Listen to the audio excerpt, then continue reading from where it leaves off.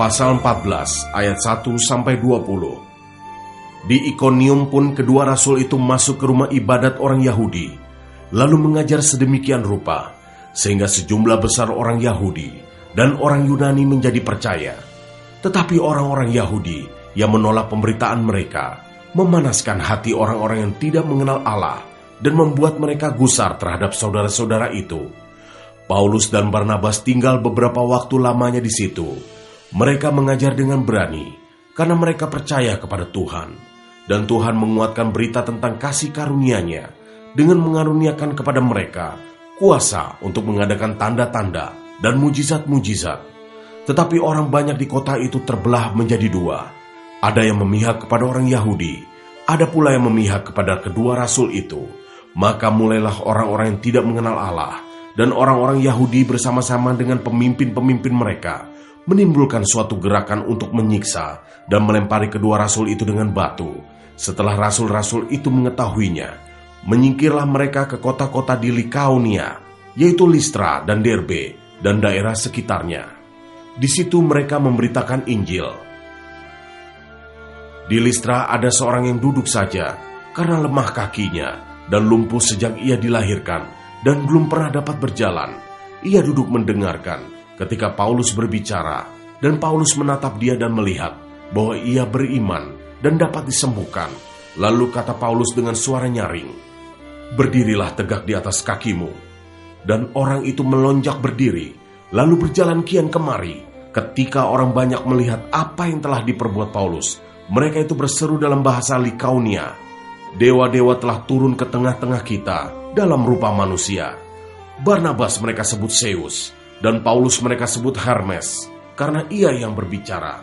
Maka datanglah imam dewa Zeus, yang kuilnya terletak di luar kota, membawa lembu-lembu jantan dan karangan-karangan bunga ke pintu gerbang kota, untuk mempersembahkan korban bersama-sama dengan orang banyak kepada rasul-rasul itu. Mendengar itu Barnabas dan Paulus mengoyakkan pakaian mereka, lalu terjun ke tengah-tengah orang banyak itu sambil berseru, "Hai kamu sekalian, mengapa kamu berbuat demikian? Kami ini adalah manusia biasa, sama seperti kamu.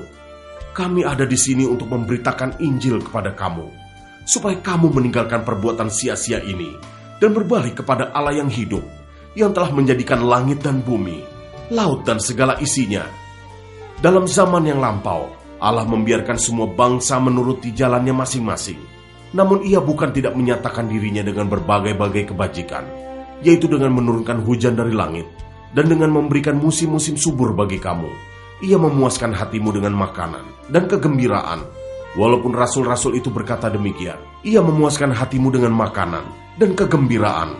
Walaupun rasul-rasul itu berkata demikian, namun hampir-hampir tidak dapat mereka mencegah orang banyak mempersembahkan korban kepada mereka. Tetapi datanglah orang-orang Yahudi dari Antiokhia dan Ikonium, dan mereka membujuk orang banyak itu memihak mereka. Lalu mereka melempari Paulus dengan batu dan menyeretnya keluar kota, karena mereka menyangka bahwa ia telah mati. Akan tetapi ketika murid-murid itu berdiri mengelilingi dia, bangkitlah ia lalu masuk ke dalam kota. Keesokan harinya berangkatlah ia bersama-sama dengan Barnabas ke Derbe.